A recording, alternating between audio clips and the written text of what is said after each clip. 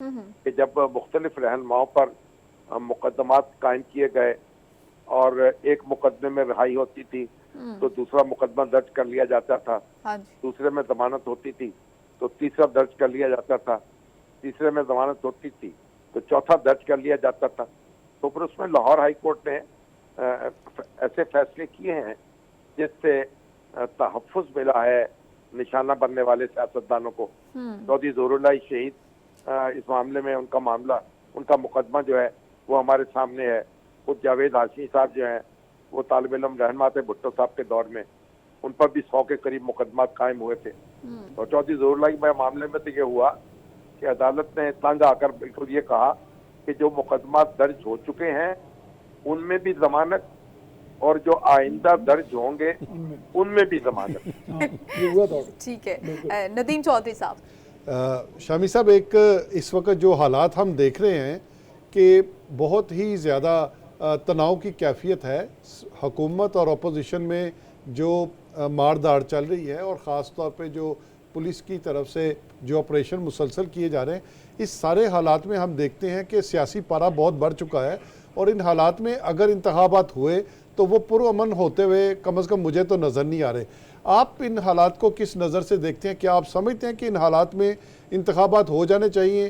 क्या वो पुरअमन होंगे और क्या उसको तमाम सियासी जमातें कबूल कर लेंगी? और इस वक्त जो सियासी माहौल चल रहा है इससे सियासी अदम इस्तेकाम इतना बढ़ चुका हुआ है, एक दूसरे के ऊपर ना बर्दाश्त का मादा किसी में रहा है, ना किसी को टॉलरेट कोई एक दूसरे को करने को तैयार है। तो फिर इसका हल क्या है? आप क्या समझते हैं ये सियासी खिचड़ी जो पकी हुई है इसका क्या हल है? किस तरह से हम सियासी इस्तेकाम की तरफ जा सकते हैं?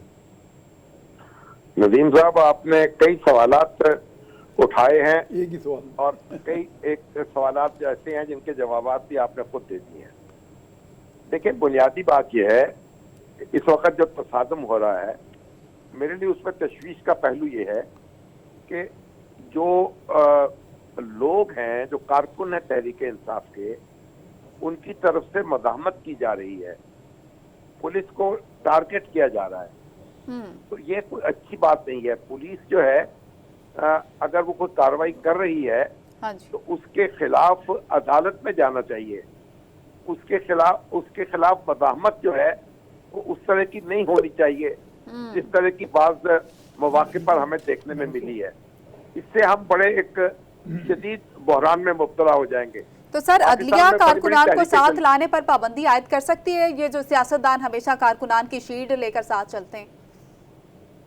देखिए, पुलिस और इंतजामिया जो भी करे उसके खिलाफ आप पुरअमन एहतजाज तो कर सकते हैं, अदालत का दरवाजा भी खटखटा सकते हैं। लेकिन अब ये नहीं हो सकता कि आप कानून को हाथ में ले लें तो वैन को आग लगा दें और या पुलिस की गाड़ियां जो तोड़ दें या पुलिस वालों पर हमला कर दें। ये अच्छी बात नहीं है, इसके रोकना चाहिए। यानी तहरीक इंसाफ के रहनुमाओं को अपने कारकुनों को तलकीन करनी चाहिए कि वो इस तरफ ना जाएं और पुरअमन रहें और पुरअमन एहतजाज करें। एक तो ये बात असूली बात है, लेकिन इसके साथ ही मैं ये अर्ज करूंगा कि देखिए, अदालत का हुक्म है और आईन का तकाजा भी है कि इंतखाबात कराए जाएं। अब इंतखाबात इलेक्शन कमीशन ने कराने हैं। अगर ऐसे हालात पैदा हो रहे हैं जिसमें इंतखाबात का इनकाद यकीनी नहीं नजर आ रहा तो फिर अदालत से रजू करना चाहिए और अदालत ही इस मामले को फैसला कर सकेगी। आखिरी हाल लेकिन अगर हम इस तरह क्राइसिस पैदा होगा कि लोग जज्बाती होकर सड़कों पे निकलेंगे और फिर तसादुम होगा तो इससे तो फिर मामला मजीद बिगड़ेंगे। हम पाकिस्तान का ये एक इम्तियाज है और खसूसियत है कि यहाँ एक दस्तूर का हमारा मौजूद है, उस दस्तूर के तहत हम अपने मामला करते हैं। तो इंतखाबात जो है वो तो एक दस्तूर के तहत जज्बात के इजहार का एक तरीका है। अगर लोग किसी हुकूमत को पसंद नहीं करते उसके खिलाफ वोट दे देंगे, किसी जमात को पसंद नहीं करते उसके खिलाफ वोट दे देंगे, जिसको पसंद करते हैं उसको बरसरे इक़्तिदार ले आएंगे। तो मेरा ख्याल ये है कि इंतखाब का रास्ता रोकना जो है वो एक मुनासिब बात नहीं है। इंतखाबात तो होने चाहिए, लेकिन अगर इसके कोई ताखीर की हो सकती है या ताखीर की जरूरत है तो फिर अदालत का दरवाजा खटखटाया जाए। कोई इंतजामिया को यह हक हासिल नहीं है कि एकतरफा तौर पर कोई फैसला करे। ठीक है, सैफुर रहमान साहब। जी शामी साहब, मैंने ये पूछना था कि इस वक्त चूंकि मुल्क का जो सबसे बड़ा मसला है वो तो मुआशी है, और यकीनन है क्योंकि ये बात की जा रही है कि इलेक्शन अगर होता है, और इलेक्शन ने तो होना है, आपने बजा फरमाया, और नदीम साहब ने भी आपको यही सवाल किया है कि इलेक्शन तो होना है चले आइन के तहत, उसमें डेट जो है अगर अदालत मरूजी हालात जो हैं उसके तहत आगे पीछे कर लेती है।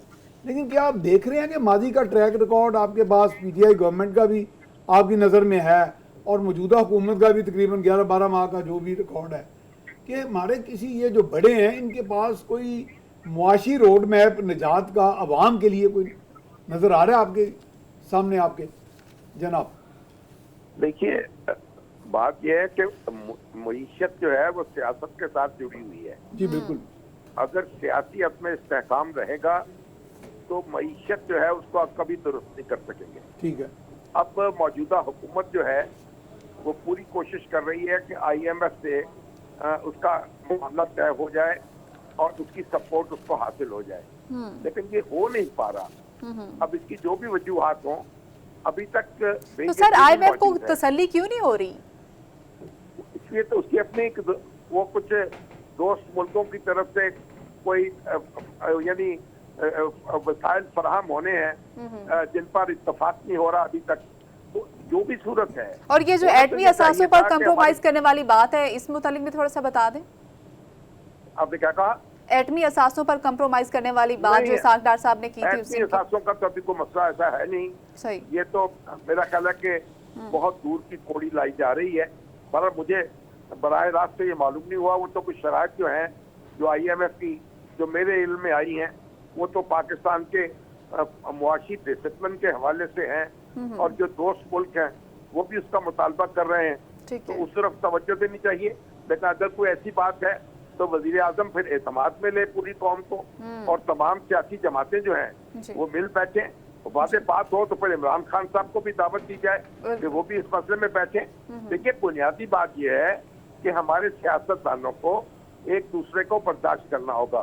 खान साहब भी अपनी रवश को तब्दील करें और हुकूमत भी अपने रवैये पर नजरसानी करे, और कुछ मिल बैठकर आगे बढ़े। एटलीस्ट मिसाल के मईशत पे एक साथ बैठना होगा। नदीम चौधरी साहब, आप पूछना चाह रहे हैं? शामी साहब, मैं ये एक सवाल आपसे पूछना चाह रहा था कि सदर अलवी साहब ने गुज़िश्ता रोज़ ये कहा था कि तमाम सियासी जमातें मिल बैठकर मुल्क को सियासी बहरान से निकाले।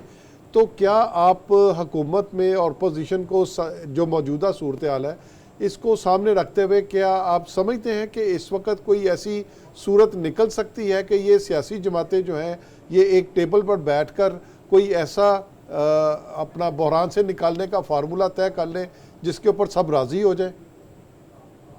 देखिए, अभी चंद रोज पहले जो वजीर आजम ने सेनेट में तकरीर की थी उसमें तो वाज़ेह तौर पर उन्होंने ये बात कही थी कि तमाम सियासी जमातों को मिलकर बैठना चाहिए, और उन्होंने एक किस्म का, मैं समझे, कई जैतून की शाख लहराई थी। लेकिन फिर इमरान खान साहब ने एक ट्वीट किया, उसमें भी इसी तरीके से बात की गई थी। अगर कोई गोल बोल बात थी, लेकिन उन्होंने भी कोई हमादगी जाहिर की थी कि वो मिलके बैठ सकते हैं। तो अगर मेरा ख्याल है कि सदर मुमलिकत को वाज़ेह तौर पर कोई इक़दाम करें, कोई सियासी रहनुमाओं से अपील करें या उनके पास जाएं और उनको कहें कि आप इकट्ठे बैठ जाएं, तो ये मेरा ख्याल तो हो सकता है। मुश्किल बात नजर आ रही है लेकिन नामुमकिन नहीं है। कोशिश हमें करनी चाहिए और अपील भी करनी चाहिए, इमरान खान साहब से भी करनी चाहिए, उनके मुखालफों से भी करनी चाहिए। तो मुल्क तो सबका है ना। जी बिल्कुल जी, बहुत मुनासिब बात है, बहुत मुनासिब, तो सबका नुकसान होगा ना। अच्छा शामी साहब, देखें हर चीज़ के जैसे हमें गवर्नेंस के मॉडल सिखाए जाते हैं CSS अफसरान को कि जी इनफॉर्मल एंड फॉर्मल मेथड्स भी होते हैं चीज़ों को हल करने के, रस्मी और गैर रस्मी। जब रस्मी तौर पे अगर सारे फ्रीकैन आपस में झगड़ पड़े और हर दो फ्रीक कभी भी एक दूसरे के साथ बैठने को तैयार ना हो, तो कोई गैर रस्मी तरीके का डायलॉग जैसे ट्रैक 1 ट्रैक 2 टाइप, उसमें कुछ जर्नलिस्ट आप जैसे बड़े लोग या जिनका एक दुनिया में एक नाम है, एक तारफ है, वो अगर ये आग बुझाने का कोई इस तरह का सिलसिला शुरू कर लें, मेरा ख्याल है ये भी कोई इस तरह का पॉसिबिलिटी दिखाई देती है, कोई चीज़ें कोई आइस मेल्ट कर दे किसी स्टेज पे। देखिए साहब, बात ये है, where there is a will there is a way। वे ठीक है जी, अगर इरादा हो तो रास्ता भी निकल सकता है। अभी तो आप देखिए कि ईरान और सऊदी अरब जो हैं, जी जी एग्जैक्टली। उनके 7 साल तक वो ताल्लुकात मुनक़ते रहे। जी, बड़ा ब्रेक थ्रू है अब वो सफारती रिश्ते बहाल कर रहे हैं और अपने ताल्लुकात को फरोग देने की बात कर रहे हैं। आज ही ईरानी वजीर खारजा और सऊदी वजीर खारजा ने कहा है कि वो एक दूसरे के साथ मुलाकात का इंतजार कर रहे हैं, मुलाकात पर तैयार हैं। जी। तो आखिर हमारे मुल्क के अंदर के लोग जो हैं वो कब तक एक दूसरे से उलझेंगे, कब तक अपनी जिंदगी जो एक दूसरे की उसको जीर्ण बनाएंगे। देखिए, आप किसी से जो भी इख्तलाफ करें, इमरान खान साहब भी एक सियासी हकीकत है और उनके मुखालिफ भी एक सियासी हकीकत है। वो तो अब तैयारी कर रहे हैं कि मिलेंगे, किसी तरह से ज्यादा कलअदम और मिलेंगे, बाद में दहशतगर्द पता जमात करार दिया जाए इमरान खान की पीटीआई को। हाँ जी। मरियम नवाज साहबा तो जिक्र भी कर चुकी हैं और जो राना सनावला कह भी चुके हैं कि कानूनी टीम से मुशावरत करेंगे और पीटीआई को कलअदम और दहशतगर्द जमात करार दें, और उनको बरामद भी हो रहे हैं, कलाशनकोव बरामद हो चुके हैं, पेट्रोल बम बनाने की फैक्ट्री वो जमान पार्क को करार दे चुके हैं। क्या कहेंगे? देखिए, ये तो उनके उनके उनके इल्जामात हैं और उनकी ख्वाहिशात हैं। अब माजी में भी हमारे यहाँ यानी ऐसा हुआ है कि मुख्तलिफ जमातों पे पाबंदियां लगाई गई हैं, उनसे क्या नतीजा निकला है? जी बिल्कुल। इमरान खान साहब का मुकाबला सियासी मैदान में किया जाना चाहिए, नदीम साहब, इंतखाबी मैदान में किया जाना चाहिए। बिल्कुल। तहरीक इंसाफ जो है ना, इस बात पर कौन यकीन करेगा? अच्छा, हमारे यहाँ तो MQM पर पाबंदी नहीं लगी, जिसके बारे में तरफ आप देखिए क्या कुछ इल्जामात नहीं लगे, क्या क्या चीजें सामने नहीं आई। तो हम ये किस चक्कर में मुब्तला हो रहे हैं? इस तरीके से ऐसा नहीं मुमकिन है। ठीक है। शामी साहब एक क्वेश्चन था कि इमरान खान के जलसों में अर्तगल गाजी के झंडे दिखाए जा रहे हैं और एक तासर ये दिया जा रहा है सोशल मीडिया पे कि जैसे इमरान खान और उनकी जमात जो है वो तैयब अर्दवान के सियासी उसकी तहरीक को उस अंदाज में लेके बढ़ रहे हैं और ये बिल आखिर स्टैब्लिशमेंट पे काबू पा लेंगे।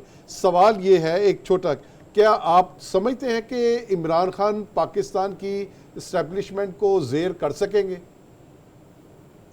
देखिए, मेरी ख्वाहिश तो है कि ऐसा दिन ना आए कि एस्टेब्लिशमेंट और इमरान खान एक दूसरे के सामने हो। देखिए, बुनियादी बात ये इमरान खान साहब का इस वक्त मुतालबा क्या है? वो इंतखाबात की बात कर रहे हैं ना। हाँ जी। तो इंतखाबात तक हमें जाना चाहिए। इंतखाबात का तो कोई भी इनकार नहीं कर रहा, उसकी टाइमिंग का मसला है ना। हाँ जी। तो पाकिस्तान में तो देखिए, अगर वोट की ताकत जो है उसके जरिए अपने हरीफों को आप शिकस्त दे सकते हैं तो दे दें, शौक पूरा कर लें। इसलिए इस वक्त जो इंतखाबी मुतालबा हो रहा है उस पर कान धरने चाहिए और उसका वक्त तय कर लेना चाहिए। चीजों को अगर समेटने पे आ जाएं तो समेटी जा सकती हैं, लेकिन अगर उलझाने पे आ जाएं तो उलझाई जा सकती हैं। जैसे पंजाबी का मुहावरा है कि लड़ाई और लस्सी जो है उसमें जितना भी चाहे उनको आप बढ़ा लें, जितना चाहे पानी डाल दें।